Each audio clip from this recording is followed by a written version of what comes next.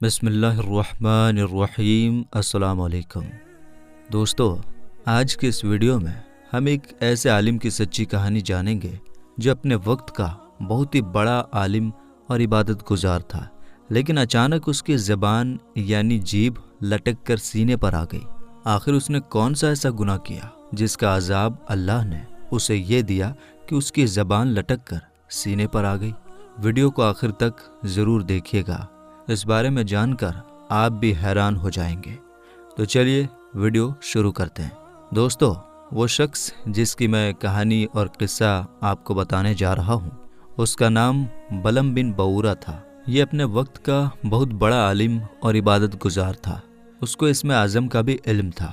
اسم اعظم اللہ تعالیٰ کے ناموں میں سے ایک بہت بڑا نام ہے، اور اس اسم اعظم کے ذریعے لوگوں نے وہ کام کیا ہے جس کے بارے میں ہم سوچ بھی نہیں سکتے۔ تو بلم بن بورا کو اسم اعظم کا بھی علم تھا۔ یہ اپنی جگہ بیٹھا ہوا اپنی روحانیت کے ذریعے عرش اعظم کو دیکھ لیا کرتا تھا، اور یہ ایسا آدمی تھا جس کی دعائیں بہت زیادہ اللہ کی بارگاہ میں قبول ہوا کرتی تھی۔ مشہور یہ ہے کہ جو لوگ بلم بن بورا سے سیکھتے تھے، ان کی دواتیں جن کے ذریعے وہ لکھا کرتے تھے 12,000 تھی، کیونکہ اس وقت ہمارے زمانے کی طرح قلم نہیں تھا۔ اس وقت دوات کے ذریعے لوگ لکھتے تھے۔ دوات ایک روشنائی اور سیاہی ہوتی ہے جس کے ذریعے لکھا جاتا ہے۔ تو بلم بن بورا کے شاگردوں کی تعداد اتنے زیادہ تھی کہ ان کی دواتیں جن کے ذریعے وہ لکھا کرتے تھے 12,000 تھیں۔ جب حضرت موسیٰ علیہ السلام قوم جبارین سے جہاد کرنے کے لیے بنی اسرائیل کے لشکروں کو لے کر روانہ ہوئے، تو بلم بن بورا کی قوم اس کے پاس گھبرائی ہوئی آئی اور کہا کہ حضرت موسیٰ علیہ السلام بہت ہی بڑا اور بہت ہی طاقتور لشکر لے کر حملہ کرنے کے لیے آ رہے ہیں، اور وہ یہ چاہتے ہیں کہ ہم لوگوں کو ہماری زمینوں سے نکال کر یہ زمین اپنی قوم بنی اسرائیل کو دے دیں۔ اس لیے آپ حضرت موسیٰ علیہ السلام کے لیے ایسی بددعا کر دیجئے کہ وہ ہار کر واپس چلے جائیں۔ تو بلم بن بورا چونکہ ایسا انسان تھا جس کی دعا اللہ کی بارگاہ میں بہت زیادہ قبول ہوا کرتی تھی، تو بلم بن بورا کی قوم نے کہا کہ آپ کیونکہ ایسے انسان ہیں جن کی دعا قبول ہوتی ہے، اس لیے آپ موسیٰ علیہ السلام کے لیے بددعا کریں۔ یہ سن کر بلم بن بورا کانپ اٹھا اور کہنے لگا کہ تمہارا برا ہو، خدا کی پناہ، حضرت موسیٰ علیہ السلام اللہ کے نبی اور اس کے رسول ہیں، اور ان کے لشکر میں مومنوں اور فرشتوں کی جماعت ہے، ان پر بھلا میں کیسے اور کس طرح بددعا کر سکتا ہوں؟ لیکن اس کی قوم نے رو رو کر اور گڑ گڑا کر اس طرح ضد کیا کہ اس نے یہ کہہ دیا کہ میں ایک عمل کروں گا جس کو استخارہ کہتے ہیں۔ استخارہ ایک ایسا عمل ہے جس کے ذریعے انسان کو اس بات کا علم ہو جاتا ہے کہ وہ جو کرنے جا رہا ہے وہ اس کے حق میں بہتر ہے یا نہیں۔ تو اس نے اپنی قوم سے کہا کہ استخارہ کر لینے کے بعد اگر مجھے اجازت مل گئی تو حضرت موسیٰ کے لیے بددعا کر دوں گا، مگر استخارہ کے بعد جب اس کو بددعا کی اجازت نہیں ملی تو اس نے صاف صاف جواب دیا کہ اگر میں بددعا کروں گا تو میری دنیا اور آخرت دونوں ہی تباہ و برباد ہو جائیں گی۔ اس کے بعد اس کی قوم نے بہت سے بھاری تحفے اور گفٹ اس کی خدمت میں لا کر بہت زیادہ ضد کیا، یہاں تک کہ بلم بن بورا پر لالچ کا بھوت سوار ہو گیا اور وہ مال کے جال میں پھنس گیا اور اپنی گدھی پر سوار ہو کر بددعا کے لیے چل پڑا۔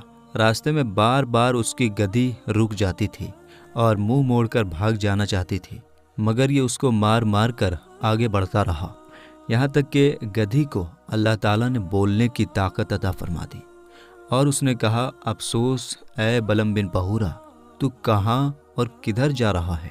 دیکھ میرے آگے فرشتے ہیں جو میرا راستہ روکتے اور میرا منہ موڑ کر مجھے پیچھے دھکیل رہے ہیں۔ اے بلم بن بورا، تیرا برا ہو، کیا تو اللہ کے نبی اور مومنین کی جماعت کے لیے بددعا کرے گا؟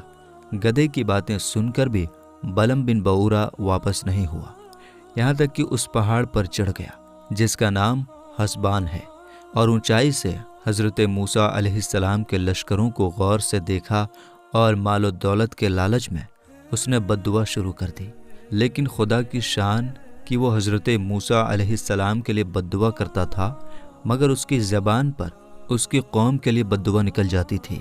یہ دیکھ کر کئی مرتبہ اس کی قوم نے ٹوکا کہ اے بلعم بن بعورہ، تم تو الٹی بد دعا کر رہے ہو۔ تو اس نے کہا کہ اے میری قوم، میں کیا کروں؟ میں بولتا کچھ اور ہوں اور میری زبان سے کچھ اور ہی نکل جاتا ہے۔ پھر اچانک اس پر اللہ تعالیٰ کا عذاب نازل ہوا کہ اس کی زبان یعنی جیب لٹک کر اس کے سینے پر آ گئی۔ اس وقت بلعم بن بعورہ نے اپنی قوم سے رو رو کر کہا، افسوس، میری دنیا اور آخرت دونوں برباد ہو گئی، میرا ایمان ختم ہو گیا اور میں اللہ کے عذاب میں گرفتار ہو گیا۔ اب میری کوئی دعا قبول نہیں ہو سکتی، مگر میں تم لوگوں کو دھوکہ کی ایک چال بتاتا ہوں۔ تم لوگ ایسا کرو تو شاید حضرت موسیٰ علیہ السلام کے لشکر کو ہار ہو جائے۔ تم لوگ ہزاروں خوبصورت لڑکیوں کو بہترین کپڑے اور زیورات پہنا کر بنی اسرائیل کے لشکروں میں بھیج دو۔ اگر ان کا ایک آدمی بھی زنا کرے گا تو پورے لشکر کو ہار ہو جائے گی۔ چنانچہ بلعم بن بعورہ کی قوم نے اس کے بتائے ہوئے طریقے کے مطابق جال بچھا دیا اور بہت سی خوبصورت لڑکیوں کو بناؤ سنگار کرا کر بنی اسرائیل کے لشکروں میں بھیج دیا۔ یہاں تک کہ بنی اسرائیل کا ایک رئیس ایک لڑکی کی خوبصورتی پر فدا ہو گیا اور اس کو اپنی گود میں اٹھا کر حضرت موسیٰ علیہ السلام کے سامنے لایا اور فتویٰ پوچھا کہ اے اللہ کے نبی، یہ عورت میرے لیے حلال ہے یا نہیں؟ حضرت موسیٰ علیہ السلام نے فرمایا، خبردار، یہ تیرے لیے حرام ہے، فوراً اس کو اپنے سے الگ کر دو اور اللہ کے عذاب سے ڈرو۔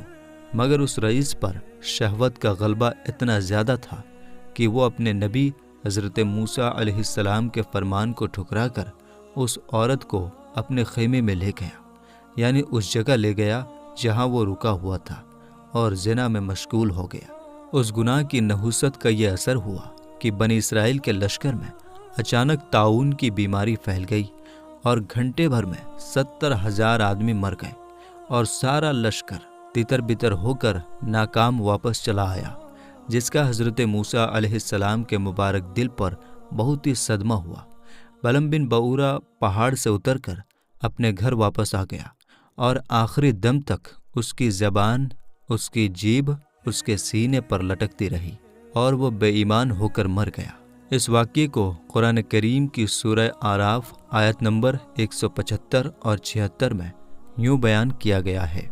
ترجمہ یہ ہے، اور اے محبوب، انہیں اس آدمی کا حال سناؤ جسے ہم نے اپنی نشانیاں عطا فرمائی تو وہ ان سے صاف نکل گیا، پھر شیطان اس کے پیچھے لگ گیا تو وہ آدمی گمراہوں میں سے ہو گیا، اور اگر ہم چاہتے تو آیتوں کے سبب اسے بلند مرتبہ کر دیتے، مگر وہ تو دنیا کی طرف مائل ہو گیا اور اپنی خواہش کی پیروی کیا، تو اس کا حال کتے کی طرح ہے۔ تو اس پر سختی کرے تو زبان نکالے، اور تو اسے چھوڑ دے تو بھی زبان نکالے۔ یہ ان لوگوں کا حال ہے جنہوں نے ہماری آیتوں کو جھٹلایا، تو تم نصیحت سناؤ کہ کہیں وہ غور و فکر کریں۔ روایتوں میں آیا ہے کہ کچھ انبیاء اکرام نے اللہ تعالیٰ سے دریافت کیا، پوچھا کہ اے خدا، تو نے بلعم بن بعورہ کو اتنی نعمتیں عطا فرما کر پھر اس کو کیوں اس طرح کا عذاب دیا؟ تو اللہ تعالیٰ نے فرمایا کہ اس نے میری نعمتوں کا کبھی شکر ادا نہیں کیا۔ اگر وہ شکر گزار ہوتا تو میں اس کی کرامتوں کو چھین کر اس کو دونوں جہان میں اس طرح ذلیل نہ کرتا۔ بلعم بن بعورہ کی کہانی سے کچھ چیزیں ہمیں سیکھنے کو ملتی ہیں۔ پہلی تو یہ کہ بلعم بن بعورہ سے ان عالموں اور لیڈروں کو سبق حاصل کرنا چاہیے جو مالداروں یا حکومتوں سے پیسے لے کر شریعت کے خلاف باتیں کرتے ہیں اور جان بوجھ کر اپنے دین اور ایمان کا سودا کرتے ہیں۔ دیکھ لو بلعم بن بعورہ کیا تھا، بہت ہی بڑا عبادت گزار تھا۔ اللہ نے اسے وہ مقام دیا تھا کہ وہ جو بھی دعا کرتا تھا اس کی دعا قبول ہوتی تھی، لیکن وہ کیا ہو گیا اور کیوں ہوا؟ اس لیے کہ وہ مال اور دولت کی لالچ میں آ گیا اور وہ جان بوجھ کر اللہ کے نبی پر بد دعا کرنے کے لیے تیار ہو گیا، تو اس پر ایسا عذاب آیا کہ دنیا اور آخرت میں وہ ذلیل ہو کر رہ گیا، اور اس کی موت بھی ہوئی تو کفر پر ہوئی، ایمان پر نہیں۔ دوسرا یہ کہ عام مسلمان بھی یہ سبق سیکھیں کہ حضرت موسیٰ علیہ السلام کا لشکر जिसमें फरिश्ते और मोमिनीन की जमात थी। जाहिर है कि उस लश्कर के नाकाम होने का कोई सवाल ही पैदा नहीं होता था, क्योंकि ये ऐसा लश्कर था जिसमें फरिश्ते मौजूद थे। उनके घोड़ों की टापों से पहाड़ पर जलजले पैदा हो जाते थे, मगर सिर्फ एक बदनसीब के गुनाह के सबब ऐसी नहूसत फैल गई कि फरिश्ते लश्कर से अलग हो गए और ताऊन के अजाब ने पूरे लश्कर में ऐसी हलचल मचा दी कि पूरा लश्कर इधर उधर बिखर गया और ये लश्कर हार कर वापस हुई। इसलिए मुसलमानों के लिए ज़रूरी है कि वो कुफ़ार के मुकाबले में कामयाबी चाहते हैं तो हर वक्त गुनाहों की नहूसत से बचते रहें, वरना फरिश्तों की मदद भी ख़त्म हो जाएगी। इस वाक़ये से बड़ा ज़बरदस्त सबक हम मुसलमानों को ये भी मिलता है, और वो ये है कि ज़िना ये एक ऐसा गुनाह है जिसके होते हुए इंसान किसी भी मैदान में कामयाब नहीं हो सकता। आप देखें कि जिस लश्कर में हज़रत मूसा अलैहिस्सलाम है, फरिश्ते हैं, मोमिनीन हैं, मगर एक आदमी ज़िना कर लेता है तो वो लश्कर न सिर्फ नाकाम होता है बल्कि उनमें अल्लाह का ऐसा अजाब आता है कि फ़ौरन 70,000 आदमी मर जाते हैं। तो जब अल्लाह के नबी उस लश्कर में थे और एक ने ज़िना कर लिया तो इतना बड़ा अजाब आया। तो आज के हमारे इस दौर में कितने लोग ऐसे हैं जो ज़िना जैसे बड़े गुनाह में मुलव्विज़ हैं। तो आप बताएं हम मुसलमान कैसे कामयाब हो सकते हैं, जिनमें ऐसे लोग मौजूद हैं जो ज़िना के बड़े दिलदादा हैं। आज मुसलमानों की नाकामी की एक वजह ये भी है, और यही वजह है कि आज दुनिया में 57 इस्लामिक मुल्क हैं, मगर फिर भी मुसलमान दबे दबे रहते हैं। वजह सिर्फ यही है कि मुसलमानों को जिस तरह अल्लाह और उसके रसूल की तरफ से ज़िंदगी गुजारने का हुक्म मिला था, मुसलमानों ने उस चीज़ को छोड़ दिया और अपनी ख्वाहिश और तबीयत के मुताबिक ज़िंदगी गुजारने लगे। तो अल्लाह ताला ने जो नेमतें मुसलमानों को दिया था वो नेमतें वापस ले लिया। अल्लाह ताला किसी कौम से अपनी नेमत को वापस नहीं लेता, बल्कि वो कौम खुद ही को इस तरह बदल लेती है कि वो उस नेमत के लायक नहीं रह जाती। तो आज हम मुसलमानों का हाल यही है। तो अगर हम कामयाब होना चाहते हैं तो ज़रूरी है कि हम में से अगर कोई ज़िना कर बैठा है तो अल्लाह की बारगाह में सच्ची तौबा करे, और जो नहीं किए हैं वो अल्लाह ताला से दुआ करें कि अल्लाह हमें इस गुनाह से हमेशा महफूज रखे। आमीन।